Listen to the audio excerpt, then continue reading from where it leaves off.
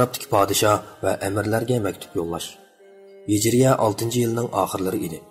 Rasululloh Hudaybiyadan qaytib kelibla atrofdagi qo'shni ellarning podshoh va amirlariga maktub yo'llab, ularni islomga da'vat qilish ishini boshladi. Rasululloh maktub yo'llamoqchi bo'lganda, podshoh amirlarning muhr besilmagan maktublarni qabul qilmaydiganligi o'tirib qo'yildi. Shunga u kumushdan bir muhr yasitib, uningga Muhammadur Rasululloh, Allohning payg'ambari Muhammad degan xatni o'ydirdi. Muhrning xati tömenidan yuqoriga 3 qator qilib yozilgan bo'lib, Muhammad degan xat muhrning to'van qurg'a, Rasul degan xat muhrning yuzining o'ttir qismiga, Alloh degan xat muhrning yuzining eng yuqori qurg'iga o'yilgan edi. Hamda mush maqsadda Rasululloh sahobalardan bilimlik ham fan farosatlik bir turkum kishilarni tanlab, shu podshohlarga elchilikka avatdi. Alloma Mansur Furi Payg'ambar alayhissalom bu elchilarni Xaybar g'azotida atlanishning oldida Hijriyaning 7-yili Muharramning 5-ida yo'lga solgan deb jazm qildi. Tuvanda shu maktublarning to'liq tekstlarini va natijalarini bayon qilamiz. 1. Habashiston podshohi Najoshiga maktub yo'llash. Najoshining asli ismi Ashama ibn Abjar edi. Payg'ambar alayhissalom uningga Hijriya 6-yilning oxirlari yoki 7-yili Muharramning 5-ida Amir ibn Umayyatuz Zamaridin maktub yo'lladi. Imom Tabari bu qitimqi maktubning to'liq tekstini zikr qilgan edi. Lekin u zikr qilgan tekstning mazmuniga diqqat bilan nazar solganda, uning zikr qilgani Rasululloh Hudaybiyadan keyin, ya'ni mushu qitim yo'llagan maktubning asli teksti emasligini, balki u Payg'ambar alayhissalom Makkadagi chig'ida Ja'far va uning hamrohlari Habashistonga hijrat qilganda, shuningdan yo'llagan maktubning teksti ekanligi oshkor bo'ldi. Chunki Imom Tabari zikr qilgan maktubning tekstida shu muhojirlar to'g'riliq mundoq bayon qistirilgan. Siz tarafga tog'amning o'g'li Ja'far va uningdan boshqa bir bo'lik muhojir musulmonlarni avatdim. Ular yetib borsa, shafqat ko'zingiz bilan qarab qo'yarsiz. Yaklab zulm sitam qilmaysiz. Vassalom degan edi.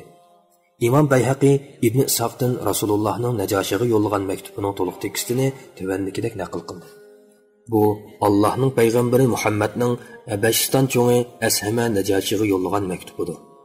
To'g'ri hidoyatga ergishib, Allohga va Allohning payg'ambariga iymon etgan, Allohdan boshqa hech bir ilohning yo'q ekanligiga, Allohning yakki yagona sheriki yo'q, xotun va balaga hojat emasligiga, Muhammad Allohning elchisi va bandasi ekanligiga iymon etgan kishilarga salom. Men seni musulmon bo'lishga da'vat qilaman. Men Allohning barhaq payg'ambaridirman. Musulmon bo'lsang omon bo'lsan. Ey ahli kitoblar, faqat Allohga ibodat qilish, Allohga hech narsa sherik keltirmaslik va Allohni qo'yib bir-birimizni iloh qilib olmaslikdek hammamizga o'rtaq bo'lgan bir so'zga, ya'ni o'rtaq bir xil aqidaga hurmat qilaylik. Agar ular yuz o'rsa, ya'ni buni qabul qilmasa, bizning musulmon ekanligimizga guvoh bo'linglar, danglar. Agar buningdan bosh tortsang, xalqning ichidagi barliq xristianlarning gunohi sana yuklanadi. Ataqlıq dini ulamo tadqiqotchi doktor Humaydullah yaqinda bayqagan mundaq bir maktubning tekstini e'lon qildi. Ibn Qayyum bu tekstni azroq o'zgarish bilan naql qildi. Doktor Humaydullah bu tekstni tadqiq qilish uchun nihoyat ko'p ajrlarni so'ndirib, hozirgi zamon kashfiyot tajribalaridan foydalanib, mazkur tekstni mundaq ravishda bayon qildi. Nihoyat shafqatlik va mehribon Allohning ismi bilan boshlayman. Allohning payg'ambari Muhammaddan Habashiston cho'ngi Najoshiga to'g'ri yo'lga ergashganlarga salom. Salomdan keyin men Allohni shundoq madhiyalaymanki, uningdan boshqa hech iloh yo'qdir. Allah barliq koinotning egisidir. Ayib nuqsondan pok munazzahdir. İnsaniyatga salomatchilik beg'ishlovchidir. Mo'minlarni azobdan xalos qilg'uchidir. Birli vaqtda hamma shayga tangli nazorat qilg'uchidir va guvohlik beramanki, Maryam o'g'li Isa alayhissalom Allohning ruhi va kalimasidir. Allah uni yotliq bo'lishdan voz kechgan ishbatlik tegi pok Maryamga ilqo qilib tashladi. Shuning bilan u Isoga ig'ir oyoq bo'ldi. Allah o'z qo'li bilan odam otini yaratgandek, Isoni o'z ruhi kalimasi bilan yaratdi. Men seni sheriki yo'q bir Allohga ishonishga, uning itoatiga birlikka kelishga, menga ergashishga va menga nozil qilingan Qur'onga ergashishga chaqiraman. Men Allohning payg'ambaridirman. Men seni va sening barliq lashkarlaringni Alloh tarafga chaqiraman. Men sizlarga Allohning amrini yetkazdim va nasihat qildim. Nasihatimni qabul qilinglar. To'g'ri yo'lga ergashganlarga salom. Doktor Humaydullah bu maktub Payg'ambar alayhissalom Hudaybiyadan qaytib kelibla Najoshiga yo'llagan maktubning asli nusxasidir deb ta'kidladi. Dalil paketlarga asoslanganda bu tekstning to'g'riliqida shak shubha yo'q. Lekin Hudaybiyadan keyin yo'llangan maktub shu deb ayta olmaymiz. Chunki Imom Bayhaqiy Ibn Sa'ddan naql keltirgani Payg'ambar alayhisalom Hudaybiyadan qaytib kelgandan keyin qo'shni el podshohlari va yoki xristian amirlarga yo'llagan maktublarga o'xshab ketadi. Uningda ey ahli kitob, hammamiz o'rtaq bir aqidaga kelaylik degan oyat karim kirgizilgan. Amaliyotda Rasululloh mazkur oyatni mushu mazgilda yo'llagan maktublarning hammasiga kirgizadi. Buningda yana Ashama degan ism o'chiq yozilgan. Ammo doktor Humaydullah Hudaybiyadan keyin yo'llagan maktubning teksti deb keltirgani, balkim u payg'ambar alayhisalom Ashama o'lib ketgandan keyin uning vali ahdisiga yo'llagan maktubi bo'lishi mumkin. Shunglashqa bu maktubda Ashama degan ism saqit qilingan bo'lishi mumkin. Mening mushundaq tahlil qilishimga faqat shu maktublarning teksti ifodalagan ikki dalil isbotdan boshqa hech qanday dalil yo'q. Eng ajablanarligi shuki, Imom Bayhaqiy Ibn Ishoqdan naql keltirgan maktubning tekstida Ashama degan ism aniq yozilgan turliq, doktor Humaydullah uni bu payg'ambar alayhisalom Ashama olamdan o'tgandan keyin uning vali ahdisiga yo'llagan maktubining tekstidir deb jazm qildi. Xo'sh, elchi Amri ibn Umayya Zamari payg'ambar alayhisalomning Najoshiga yo'llagan maktubini sog'-salomat opirib topshirib berdi. Najoshi uni nihoyat oliy ehtirom bilan qo'liga olib ko'ziga surtdi va taxtidan tushib hurmat bajo keltirdi. Ondan Ja'far ibn Abu Talibning qo'lida musulmon bo'lib, Rasulullohga o'zining musulmon bo'lganligini uqtirib xat yozdi. Uning xatining teksti tövandagidek edi. Nihoyat shafqatli va mehribon Allohning ismi bilan boshlayman. Allohning payg'ambari Muhammadga Ashama Najoshidan salom. Ey Rasululloh, sana Allohning salami, rahmati va barakati bo'lsin. Allohdan boshqa iloh ma'bud barhaq yo'qdir. Salomdan keyin ma'lum bo'lgayki, ey Rasululloh, menga sening Isa alayhisalom haqida yo'llagan maktubing tegdi. Osmon zaminning parvardigori bilan qasamki, Isa sen tariflagandan kam ziyoda emasdir. U ba'ayni sen degandek. Biz avatgan maktubingdan vaqiflandik. Tağanın o'g'lini hurmatladik va uning izzatini yaxshi qildik. Guvohlik beramanki, sen Allohning barhaq payg'ambaridirsan.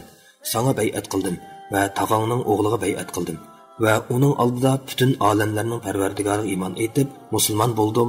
Vassalom deyilgan edi.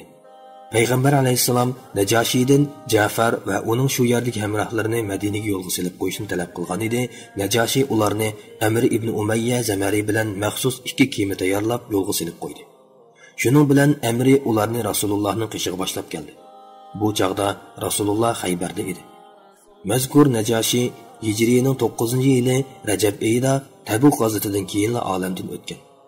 Payg'ambar alayhisalom u vafot qilgan kuni sahobalarga xabar qilgan edi va uningga g'oibona namozini tushirgan edi. Najoshi olamdan o'tgandan keyin uning o'rniga boshqa bir podshoh taxtga chiqib edi. Payg'ambar alayhisalom uningga yana qayta maktub yo'lladi. U musulmon bo'ldimi yo'q, bizga noma'lumdir. 2. Misr podshohi Muqawqisga maktub yo'llash. Payg'ambar alayhisalom yana Misr va Iskandariyaning podshohi Muqawqisga, ya'ni to'liq ismi Jaranj ibn Mattaga maktub yo'lladi. Maktubda mundaq deyilgan edi: Nihoyat shafqatlik va mehribon Allohning ismi bilan boshlayman. Allohning bandasi va payg'ambari Muhammaddan Qibtiylarning kattasi Muqawqisga. To'g'ri yo'lga ergashganlarga salom. Salomdan keyin men seni musulmon bo'lishga da'vat qilaman. Musulmon bo'lgin, omon bo'lsin. Alloh sana 2 hassa savob ato qiladi. Musulmon bo'lishdan bosh tortsang, barliq qibtiylarning gunohi sana yuklanadi. Ey ahli kitob, faqat Allohga ibodat qilish, Allohga hech narsani shirik keltirmaslik va Allohni qo'yib bir-birimizni iloh qilib olmaslikdek hammamizga o'rtaq bo'lgan bir so'zga, ya'ni bir aqidaga hurmat qilaylik. Agar ular yuz o'risa, ya'ni buni qabul qilmasa, bizning musulmon ekanligimizga guvoh bo'linglar, danglar. Payg'ambar alayhisalom bu maktubni yetkazishga Atam ibn Abi Balta'ani tanladi. Bu xatni uningdan yo'lga soldi. Atam ibn Abi Balta'a Misrga berib Muqawqis bilan ko'rishdi va uningga bu yerlarda sendan burun o'zini buyuk Parvardigor deb olgan bir odam o'tgan, ya'ni Fir'avnni demoqchi. Alloh uni dunyo oxiratning azobi bilan jazoladi. Allah uning bu qiliqini ravo ko'rmadi. Uningdan intiqom oldi. Shunga sen boshqalardan ibrat olgin, boshqalar sendan ibrat olmasin, dedi. Muqawqis uningga javoban: Bizning e'tiqod qilib kelayotgan dinimiz bor. Uni tashlay olmaymiz. Biroq uningdanmi yaxshiroq bo'lsa, dedi. Bu chaqda Atab: Biz seni islomga da'vat qilamiz. Allah uningdan boshqa hech qanday diniy amalni qabul qilmaydi. Bu payg'ambar, ya'ni Muhammad alayhisalom kishilarni ashu dinga chaqirdi. Ularning ichida bu dinga hammadan pek qarshi chiqqani Qurayshliklar bo'ldi va bu dinga qarta ilmiy muomalada bo'lgani nasoralar bo'ldi, dedi. Musa alayhisalomning Isa alayhisalom bilan bergan bishorati Isa alayhisalomning Muhammad alayhisalom bilan bergan bishoratiga o'xshashdir. Bizning seni Qur'onga da'vat qilishimiz sening ahli Tavrat, ya'ni Yahudiylarni Injilga da'vat qilganiga o'xshashdir. Har qanday bir payg'ambar qaysi xalqqa elchilikka avatilsa, ular shu payg'ambarlarning ummati bo'ladi va uningga itoat qilish majburiyati bo'ladi. Senmo mushu payg'ambarning zamonidagi tabiinlarning biri. Biz seni Masih alayhisalomning dinidan to'smaymiz, balki uning to'g'ri tarafini tutishga buyuramiz, deb so'zini oyoqlashtirgan edi. Muqawqis, men bu payg'ambarning ishlariga nazar solib ko'rdim. U yomon ishlarga buyurmabdi, yaxshi ishlardan hech qaysisini to'smabdi. U ozg'un sehrgar va yoki chiroqchi koin emas ekan.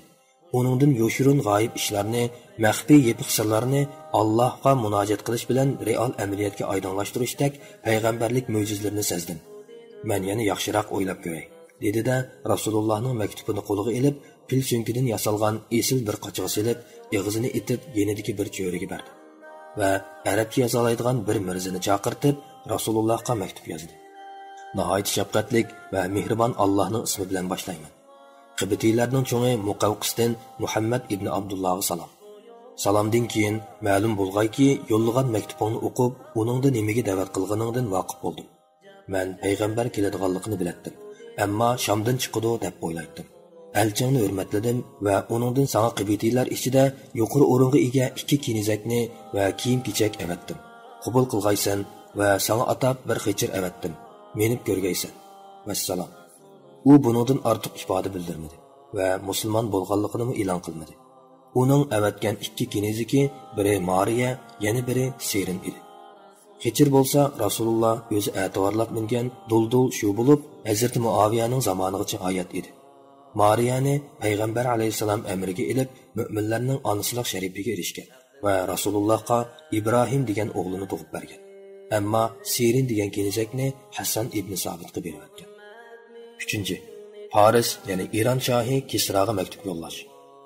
Payg'ambar alayhisalom Paris shohi Kisroga mundaq mazmunli maktub yo'lladi.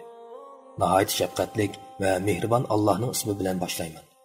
Allohning payg'ambari Muhammaddan Parisning kattasi Kisroga, to'g'ri yo'lga ergashganlarga, Allohga va Allohning payg'ambariga iymon keltirganlarga va Allohdan boshqa hech iloh yo'q, Allohning sheriki yo'q, Muhammad Allohning bandasi va elchisi deb shahodat etganlarga salom. Men seni musulmon bo'lishga da'vat qilaman. Men barliq insonlarga Alloh tarafidan dili tirik kishilarni ogohlantirish va kofirlarga azob haqida so'zning haqiqatini uqtirish uchun avatilgan payg'ambardirman. Musulmon bo'lsang omon bo'lsan. Agar bosh tarsang, butun majusi, ya'ni otashparastlarning gunohi sana yuklanadi. Rasululloh bu maktubni avatish uchun Abdullah ibn Huzafa Sahmini tanladi. Abdullah bu maktubni olib Bahraynning cho'ngiga topshirib berdi. Bahraynning cho'ngi bu maktubni o'z odamlari orqali Kisroga yo'llab berdimi yoki Abdullah ibn Huzayfaning o'zini avatdimi, bizga aniq emas. Qandaqli bo'lmasin, har holda maktub Kisroning qo'liga tegib, farischa o'rib o'qib berildi. U maktubni yirtib tashlab, mag'rur qiyofatda mening puhralarimdan bir oddiy puhra qandaqsiga o'zining ismini mening ismimdan burun tilga ilishib ketmibdi, deb azvaylab ketdi. Payg'ambar alayhisalom Kisroning bu maktubga tutgan pozitsiyasini anglab, Allah uning xandonligini vayron qilib etsin, degan edi. Uning saltanati rostla gumroh bo'ldi. Kisra bu qitim o'zining Yamanda turishliq valisi Bazanga xat yozib, jasur, shabdas odamdan ikkini avatib, Hijoz tavasidan chiqqan shu odamning huzuriga topshirib bergaysan, ya'ni Rasulullohga topshirib bergaysan deb buyurgan edi. Bazan yenidagi odamlardan rosa yetishgan 2 navkarni tanlab, xat bilan Rasulullohning qishiga avatdi. U xatida Rasulullohga mazkur 2 kishiga qarshilik ko'rsatmay, Ironga berib xon bilan ko'rishishga buyurgan edi. Navkarlar Madinaga kelib Rasululloh bilan uchrashgandan keyin ularning birisi Shahinshoh Kisra podshoyimiz Bazanga maktub yavatib, seni uning huzuriga akilib berishga farmon qilgan ekan. Shunga Bazan bizni seni Ironga olib Kisraga topshirib berishga avatdi, dedi va nurg'un tahdid so'zlarni qildi. Bu chaqda payg'ambar alayhisalom ularni "At ko'rishayli" deb chiqaribdi. Dal shu soat, mushu minutlarda İran armiyasi Rum armiyasi tarafidan fojialik mag'lubiyatga yo'liqish bilan tang xon jamiyatining ichki qismida Kisraga qarshi qonliq siyosiy o'zgarish yuz berib, Kisraning o'g'li Shirvay otasiga qarshi siyosiy o'zgarish qo'zg'ab, uni o'ldirib, barliq huquq va saltanatini qo'lga kirgizib olgan edi. Bu ahvol Hijriyaning 7-yili Jumadul Ulaning 10-kuni seshanba kecha yuz bergan bo'lib, Rasululloh buningdan vahiy orqali xabar topgan edi. Elchilar atisi atigan Rasululloh bilan uchrashib edi. Rasululloh ularga bugun kecha xon ordusida yuz bergan fojiani so'zlab berdi. Ular buni anglab cho'chib ketib, "Nima da'vatqiningni bilamsan?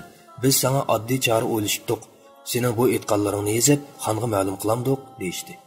Rasululloh bo'ladi. Uni albatta xabarlantiringlar va aytib qo'yinglar. Mening dinim va mening saltanatim Kisraning qo'l ostidagi barliq zaminlarni egallaydi. Otliq va piyodalik baraligan hamma yerga boradi.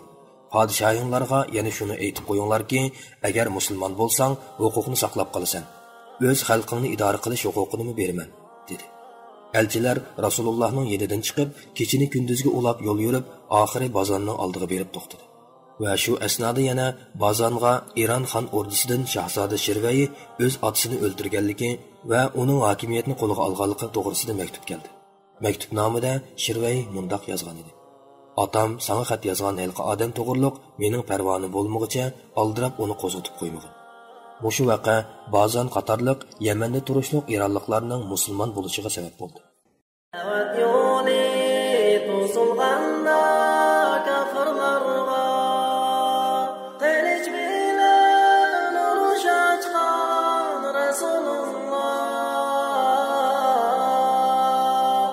Ushbu yo'lda qani aqan tuproqlarga japa chekkan bu din uchun Rasululloh